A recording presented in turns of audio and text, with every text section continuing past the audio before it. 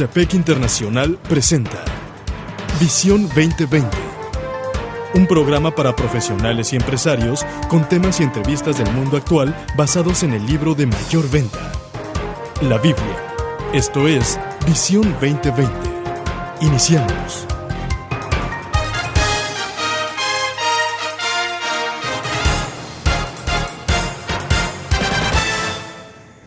Bienvenidos a su programa Visión 2020. Les saludamos el doctor Enrique Cepeda con la alegría de siempre. Y Edgar Medina. En este programa en donde estamos viviendo con mucha intensidad toda la aventura que representa el hacer estas transmisiones directamente en línea. Hace muchos años, doctor, estábamos encerrados en un estudio de grabación produciendo un montón de programas y soñábamos de pronto de hacer algo como lo que hoy hacemos, pero nos parecía tan difícil, tan remoto, y vea en la situación en la que estamos ahora. Es una maravilla, ¿no es así? Sí, esta crisis nos ha empujado a hacer algo diferente, a reinventarnos y tratar de llegar a la audiencia, a nuestro auditorio, que nos está pidiendo de veras a gritos estos temas tan necesarios, y gracias a Dios, aquí estamos. Esa es una verdadera maravilla. Le damos muchas gracias a todas las personas que nos han estado siguiendo en las transmisiones en línea, todos aquellos también que han estado conectados con nosotros a través de los eventos. Acabamos de vivir Trasciende 2020, por primera vez este evento que hemos hecho en Venezuela, en Ecuador, en México, en diversas ciudades. Ahora lo tuvimos que hacer por las circunstancias que vivimos en línea, pero ha sido una maravilla. Y bueno, recuerden que cada mes estamos teniendo renovados un evento totalmente gratuito en donde sin lugar a dudas vas a ser impactado. Bienvenidos todos. Les animamos a que vayan directamente, ya sea en YouTube o en Facebook, a la caja de comentarios y nos dejen saber desde dónde nos están escuchando. En este programa, bueno, seguiremos con un tema impactante: la mujer empoderada, mujeres empoderadas. Y bueno, tenemos de nueva cuenta a Erenia Mendoza, que es una excelente muestra de lo que es una mujer empoderada, hablándonos y también desafiándonos, no solamente a las mujeres, sino a los hombres, para ayudarnos a entender cuál es la realidad de la mujer latinoamericana de nuestros días y posiblemente la mujer de talla mundial. Y bueno, Erenia es abogada, socia directora de Virtual Net Marketing Digital, es tía de 6 lindos sobrinos y es una hija de Dios, y actualmente junto con la licenciada Ofelia González dirigen el Comité de Profesionales y Empresarias Cristianas en México, que tienen una reunión cada sábado totalmente gratis con decenas y decenas de mujeres que se llama Café con Fe. Erenia, bienvenida de nueva cuenta. Muchas gracias nuevamente por la invitación. Es un gusto estar aquí con ustedes. La verdad es de que nos dejaste muy impactados el programa anterior, hablando acerca de lo que representa la mujer, y como lo dijimos en su momento, tienes por un lado un bagaje cultural importantísimo, nacida en Nicaragua, criada en Brasil, radicada en México desde hace algún tiempo. Actualmente, en este momento, estás tú conectada con nosotros desde Brasil, y eso te da una visión, una apertura importantísima. Nos dabas algunos números, unos números de cómo está la situación, y la realidad es de que a pesar de que las leyes hoy son mucho más equitativas entre hombres y mujeres, la realidad del mercado todavía no está a tono, y los números están a favor de que los tomadores de decisiones siguen siendo los hombres. Todavía hay mucho que hacer al respecto, ¿no es así? Así es. Quiero comentar a título de información para que se den una idea. Es el hecho de que todavía no lleven en cuenta a las mujeres está haciendo a muchos ramos de servicios perder dinero.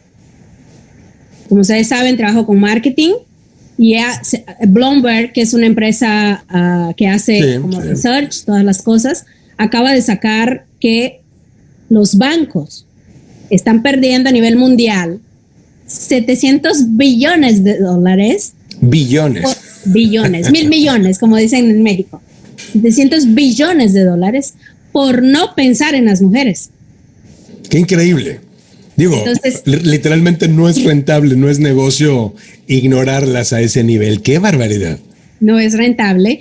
Y no solamente, o sea, obviamente estamos hablando aquí sobre las mujeres, pero tenemos que llevar en cuenta también que en todo ambiente tienes que tener algo de diversidad.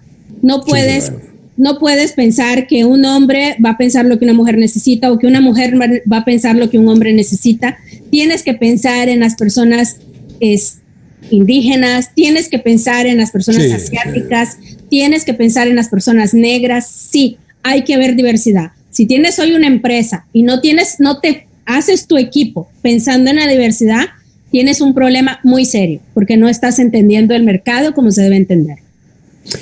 Ahora, doctor, desde el programa anterior comenzamos a hablar también ya de lo que representa desde la trinchera de la Biblia la posición de la mujer. Y quizá contrario a lo que ha aparecido en la historia de la iglesia, la verdad es de que en la Biblia la mujer es empoderada. Jesús dignifica a la mujer y la participación de las mujeres en el ministerio de Jesús literalmente era inaudito en su época. Innecesario, porque eran las que estaban alimentando a los 12 apóstoles, a Jesús y a los 12 apóstoles, eran su medio de sostén, y eran gente de acá de la alta, eran personas de respeto, eran personas, y ellas apoyaban y sostenían el ministerio de nuestro Señor Jesucristo.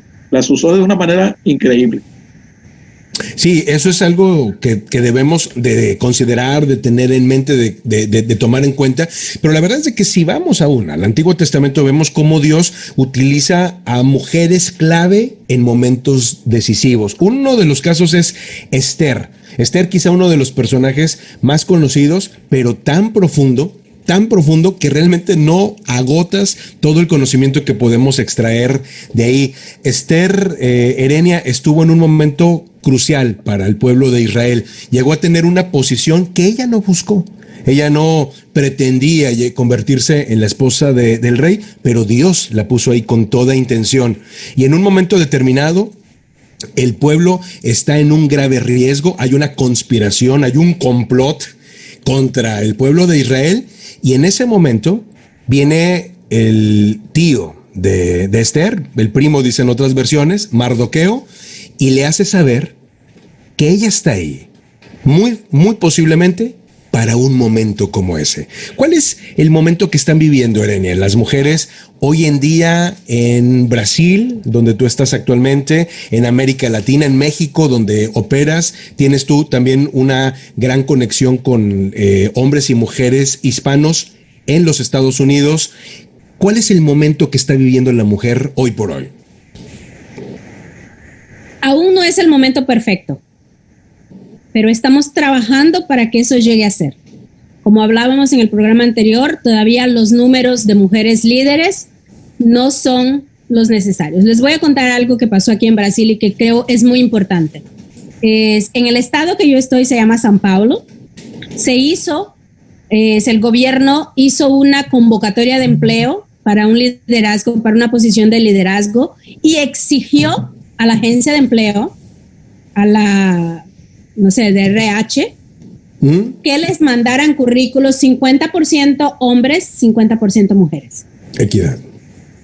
Equidad. Entonces les llegaron 2,000 currículos. 1,000 de mujeres, 1,000 de hombres. Se hacen las entrevistas y cuando llegan los 10 finalistas, ¿qué creen ustedes? Eran 10 mujeres. ¿Cuántos currículos habían de hombre y cuántos currículos creen usted que habían de mujeres? Yo pensaría que más de hombres. Si no todos, por lo menos más. Todos de hombre. Todos, los 10 de hombres. ¿En serio? ¡Qué vergüenza! Y entonces se le volvió a hacer la pregunta, ¿cómo es posible que de 1,000 mujeres no hayas tenido una? Claro. Vuelve a rehacer las cosas porque yo quiero 5 mujeres y 5 hombres. Y entonces vuelven a hacer. ¿Y qué creen? Encontraron mujeres muy competentes. No, claro, sin duda. Pero empezaron a analizar fríamente el currículum y no simplemente basado en actitud frente a la entrevista. ¿Por qué? ¿Qué dijeron los entrevistadores? Que las mujeres eran tímidas. Las mujeres no hacían o no decían que estaban ahí listas para liderar. Uh-huh. Ok, ya. Interesante. Y entonces, ¿por qué pasa eso? Porque tantas veces nos han dicho no. Claro, desde la familia, la cultura, el entorno, la escuela, otras mujeres. Las han programado para que piensen así. Exactamente. Y entonces eso llevó a pensar en eso.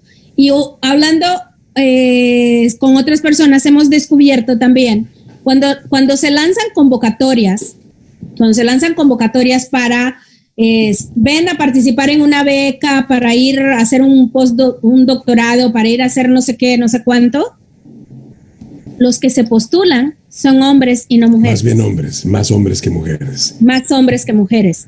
Y vas a buscar a las mujeres. Ahora sí, tú haces el anuncio y dices, mujeres, postúlense a esta beca para ir a estudiar el doctorado. Hay una súper afluencia de mujeres contestando y postulándose. Pero porque si no hay esta invitación general de decir mujer, ven, se asume que es más hacia el varón. Bueno, son, como decías, son números fríos, pero son números que nos dejan ver la realidad en la que estamos. Entonces resulta increíble que cuando vamos nosotros a la escritura encontramos mujeres que sí se atrevieron. Pensarían en varias. Hemos mencionado ya desde el programa anterior a mujeres de la talla como de Marta y de María, pero pensaríamos también, por ejemplo, en una mujer como Ruth, por ejemplo. Ruth llega a estar en una situación complicada. Ella está casada y luego de pronto queda viuda. Y en el escenario en el que está, tiene varias opciones, pero la más lógica es que ella se regrese a su pueblo, ella se regrese con su familia, ella vuelva a empezar otra vez, pero ella decide otra cosa. Ella decide en ese escenario quedarse donde está. Ella es la nuera, o era, mientras estaba casada, la nuera de una mujer llamada Noemí, y tomó una decisión absolutamente brava, y es quedarse con Noemí. Y le dice, Noemí, yo me quedo contigo. La propia Noemí le dice, no, mijita, pues ¿qué haces conmigo? Vuélvete y cásate y rehaz tu vida. Y dice, no, yo me quiero quedar contigo. Y viene esa porción de la escritura, muy conocida, un versículo que hasta en muchas invitaciones de boda viene, como si se le dijera un hombre a una mujer o viceversa, pero no es el caso. Se le dice la nuera o la exnuera a su ex suegra y le dice, a donde quiera que tú vayas, yo iré. Tu pueblo será mi pueblo y tu Dios será mi Dios. Y fue una decisión muy valiente, pensando, Erenia, en el escenario que tienen las familias, que tienen las personas, pero en particular las mujeres del día de hoy. Y quisiera que nos enfocáramos por un momento en la mujer soltera. Antes la mujer que no está... Sí, adelante, doctor. Antes de que contestes, Erenia, esa pregunta, hay algo común entre Ruth y Esther. Esther estaba en un país extranjero, era una inmigrante, por así decirlo. Ruth era moabita y se viene con su suegra, que era judía, por así decirlo, al pueblo de su suegra. Las dos eran extranjeras. Y qué interesante ver que nada más hay 2 libros en la Biblia con nombres de mujeres. Uno es Ruth y el otro es Esther. Muy interesante. Ahora sí, contéstanos lo que te preguntaba Erenia.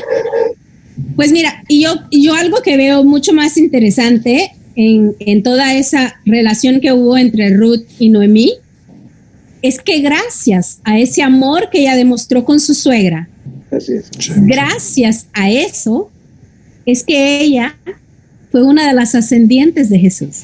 Así es. Una mujer eso es algo impresionante. Sí. Entonces tú pasas a pensar y dices, ok, entonces el hecho de que es mujer, el hecho que es extranjera, era viuda y Dios la llevó a mucho más. ¿Cuál es el gran desafío, el paso de valentía que Dios le está pidiendo a la mujer el día de hoy, en el escenario en el que estamos viviendo?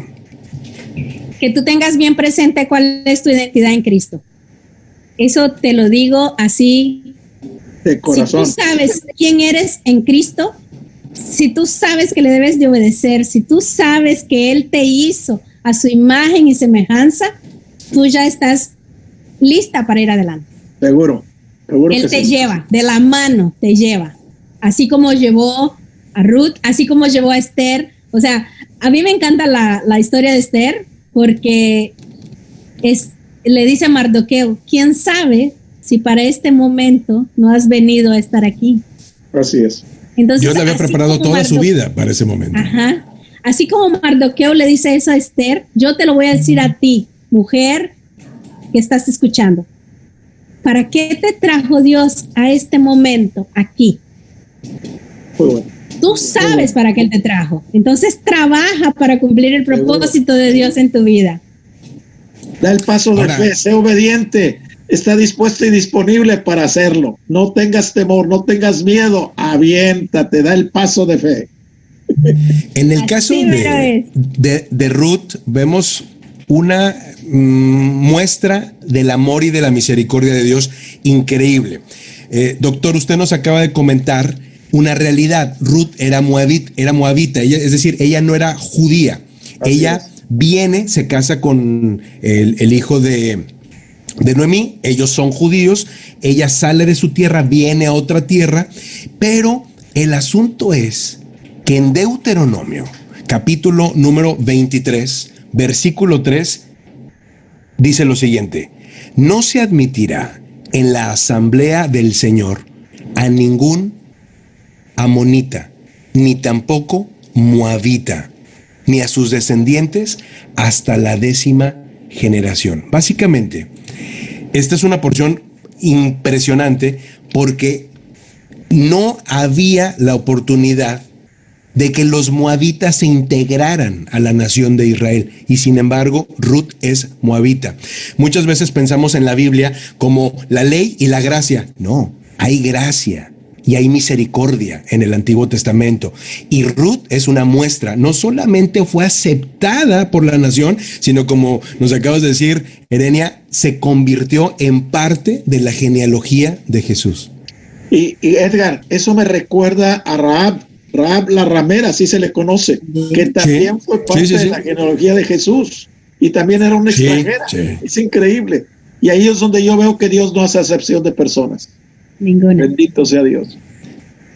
Bueno, el caso de Rahab es además increíble porque la forma en la que ella se conecta con el pueblo de Dios es porque llegan unos espías y luego ella los protege, los encubre, y pues dijéramos acá en México, y para acabarla de amolar, miente, porque llegan a buscarlos ahí donde está ella, y ella dice, no, aquellos ya se fueron. Pero no se habían ido, ahí estaban, y sin embargo, o sea, es algo increíble, supera por mucho mi capacidad de entender. O sea, no puedo entender yo el amor de Dios hasta dónde llega para proteger a su pueblo, para proteger a sus hijos y para adoptar, por ejemplo, en este caso, a Rahab como una mujer que se convierte en una pieza clave de la historia de la propia salvación, no solamente del pueblo en ese momento, sino de la salvación de la humanidad hasta el día de hoy, hablando en términos de que se convirtió en miembro de la genealogía de Jesús. Pero aquí yo notaría algo, y yo no sé, Erenia, con lo que nos estás diciendo, cuántas mujeres, por sus familias, por la cultura, por los gobiernos, por las escuelas, han sido afligidas, han sido golpeadas, han sido sacudidas en su identidad, y les cuesta mucho creer que Dios es capaz de perdonarlas. Y sin importar, cuando hablamos de Rahab, hablamos de una mujer que se había dedicado, al llamarla ramera, pues al ejercicio de la prostitución, y sin embargo fue un instrumento de Dios impresionante. ¿Cuál es el límite que tiene el amor de Dios? O preguntaríamos, ¿tiene acaso algún límite? ¿Qué pecado Dios no es capaz de perdonar? Y quizá hoy hay muchas mujeres que están deseosas de recibir el abrazo y el perdón y el amor de Dios. ¿Qué están viendo, Ofe y tú, en estas reuniones de Café con Fe de los sábados? Cuéntanos un poquito de eso, Erenia. Fíjate que hemos visto a muchas mujeres que todavía traen culpas del pasado, que todavía no se sienten las niñas de los ojos de Dios, que todavía tienen temor de llegar a buscarlo. Y yo lo que digo es que no nos podemos escudar en un temor cuando sabemos que Dios nos ama. Claro. Entonces, una de las cosas que les he dicho mucho a las chicas es eso, de que Él es tu refugio, Él es tu mejor consejero, tu sanador. Él es el que te trae paz, Él es tu ayudador, Él es tu proveedor, Él es amor. Y si Él es amor, Él está ahí listo, esperando única y exclusivamente que tú des el primer paso. Dicen que si tú das un paso, Él da dos en tu dirección. Entonces no te pares, no pares, no dejes que el temor te gane, no dejes que el miedo te gane. Simplemente da tu primer paso. El doctor Enrique Cepeda decía hace poco, aviéntate, porque Dios es aquel papá lindo, amoroso. Ven como los papás tiran a los niños y los niños no tienen miedo porque saben que el papá lo va a agarrar. Sí. Entonces tú también aviéntate, porque tu papá, Dios, es poderoso. Me bendice mucho porque en el caso de mi esposa y en el mío, tuvimos 3 hijas. Y las 3 hijas a los 15 años ya sabían cuál era el propósito al cual Dios los había llamado, y es lo que están haciendo en este momento. Nuestra hija mayor ya tiene medio siglo, aunque tú no lo creas. Y damos gracias a Dios que está haciendo lo que late en su corazón. Y son virtuculares. Yo soy maestro de universidad, tengo a 2 hijas que son maestras de universidad. Y le doy gracias a Dios por ellas, porque sí se puede. Claro. Como tú dijiste, y lo vuelvo a repetir, den el paso de fe. Dios las ama, Dios las va a sostener, no las va a dejar, no las va a desamparar, no deben temer, no deben intimidarse. Dios está con ustedes. Ahora, doctor, usted acaba de mencionar algo que es un gran testimonio. No solamente su esposa, sino sus hijas han llegado a conocer y a reconocer el llamado y además lo están ejercitando, y además yo las conozco de una forma extraordinaria. Usted históricamente ha trabajado mucho, pero con varones. Así es. Estos varones, ¿en qué momento usted ha logrado darse cuenta que logran ser sensibles al corazón y a la voz de su esposa? ¿Qué transformación o qué ocurre antes de lograr llegar a tener esa sensibilidad para hacer junto con su esposa la sinergia que Dios quiere que tengamos? Tú sabes que traemos una cultura machista. Claro. Una cultura de lo que yo digo se hace, dice el hombre. Seguro, sí. Y yo les daba testimonio y les dije lo siguiente, le dije, el día que yo aprendí a escuchar a mi esposa, porque no la escuchaba, en nuestros primeros años de habernos casado, pues yo lo decía y se hacía. Cuando yo aprendí a escuchar a mi esposa, las cosas cambiaron, y cambiaron para bien, y cambiaron para bendición. ¿Por qué? Como decía Erenia, son nuestra ayuda idónea, son nuestro complemento. Cuando nos complementamos unos a los otros, las cosas salen mejor. Y en la educación de nuestras hijas, ahí nos complementamos. Ella pues, edificaba el nido, pero yo las afirmaba, yo les decía, si pueden ustedes no se queden ahí sentadas, ustedes adelante y van a lograr lo que te han propuesto. Pero el golpe que yo les daba a mis varones es, aprende a escuchar a tu esposa. Y ya cuando decían, ¿cómo? Entonces sí, ya les dábamos los pasos. ¿Cómo puedes escuchar a tu esposa?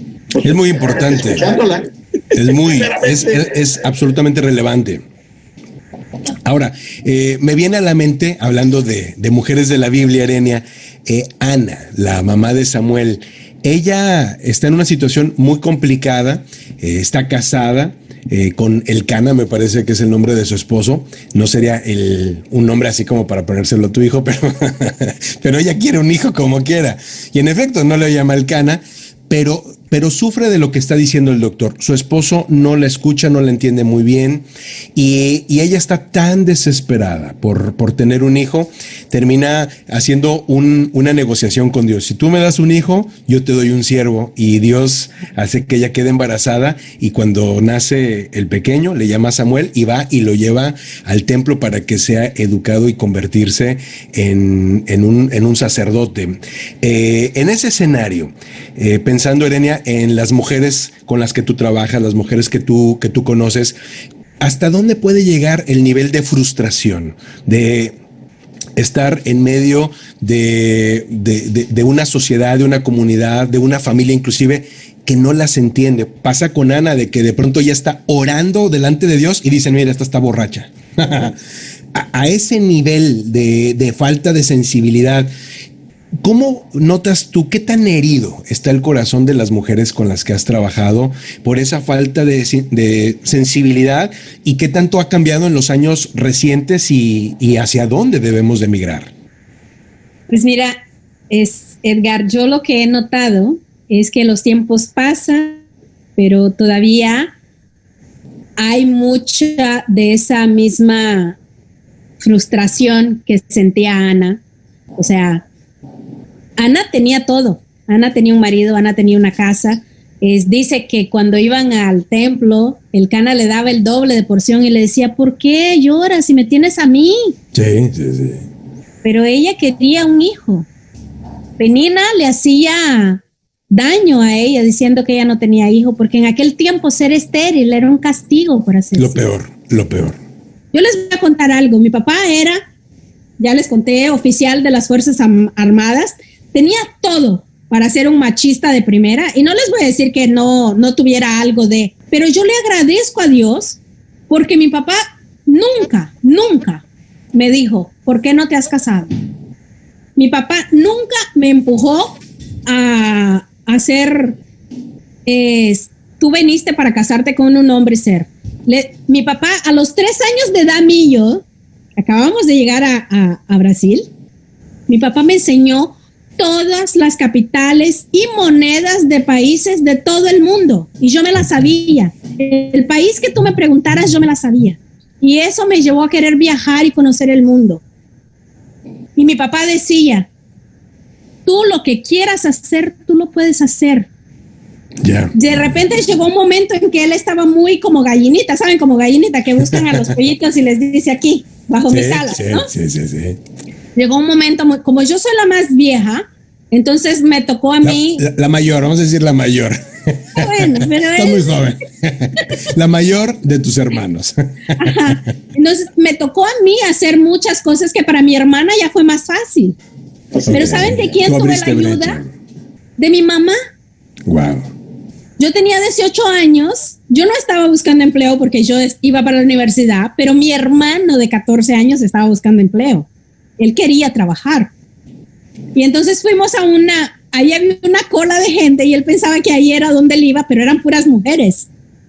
Yo dije, le digo, ¿estás seguro que es aquí? Porque solo tú de hombre y todas mujeres. Entonces pregunté, oye, ¿y para qué es esta cola? Y me dijeron, es porque están buscando una secretaria bilingüe español y francés. Y yo no había llevado currículum. Ok. Y me puse en la cola y fui entrevistada. Y al día siguiente me llamaron. Ok. Y había sido aprobada para el trabajo. Ustedes van a creer que fue una lucha que mi papá me dejara ir a trabajar.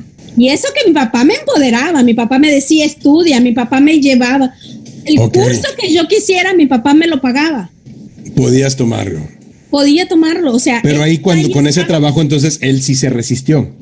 Con el trabajo se resiste. Y sabes, mi mamá fue y le dijo, a ver, tú trajiste a tu hija, le enseñaste lo que ella es, sabemos que fue bien educada, ¿por qué no puede ir a trabajar? Y me dejó ir a trabajar. Gracias a Dios.